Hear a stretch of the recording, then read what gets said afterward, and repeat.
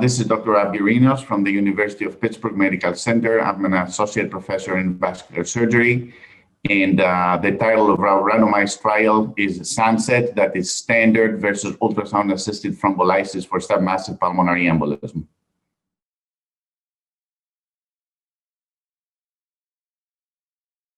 So over the past several years, we've seen an increase in catheter interventions for the management of acute pulmonary embolism. And the main increase has been in catheter thrombolytic techniques.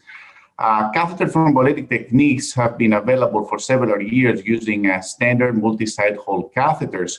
However, in the field of pulmonary embolism, we've seen an increase mainly in the ultrasound-assisted thrombolysis. These techniques are technically similar, but ultrasound-assisted thrombolysis adds the element of ultrasound that has been in vitro at least shown that increases thrombus clearance by 50%. But this hasn't been proven clinically. And ultrasound-assisted thrombolysis is much more expensive compared to a standard multi-site hole catheter. And in a cost-conscious health system, we would like to know whether it is actually clinically more effective. That's why we decided to compare these techniques head-to-head in this randomized trial, comparing standard against ultrasound-assisted thrombolysis.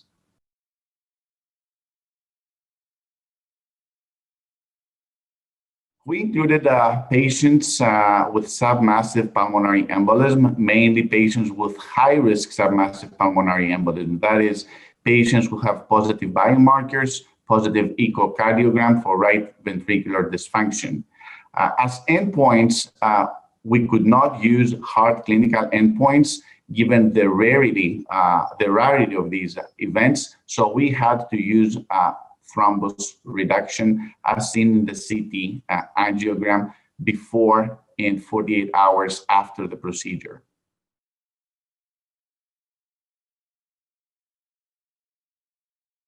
Well, as far as the primary endpoint is concerned, we did not find a difference in pulmonary artery thrombus reduction before and after the intervention between the two techniques. As far as the secondary endpoints are concerned, RV-LV ratio reduction was surprisingly better for the standard catheter group.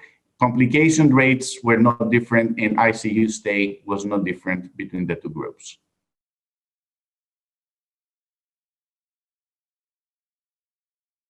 Well, the conclusion is, first of all, that catheter interventions are definitely safe. They are here to stay. Catheter thrombolytic techniques are here to stay. Now, regarding choosing between the two catheters, if in real-world practice, we would probably favor a standard multi-site hole catheter, given that it is a cheaper catheter. However, for users who are willing to go in shorter lysis periods, like 2 to 4 hours, we do not yet have data that the standard catheter thrombolytic would be superior to ultrasound-assisted thrombolysis.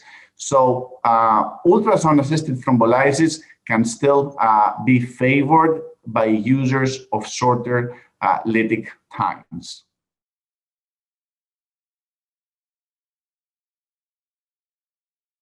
In a health-conscious system, a standard multi-site hole catheter might be in favor, but still, for those who are willing to go for shorter lysis periods, ultrasound-assisted thrombolysis should still remain the standard of care.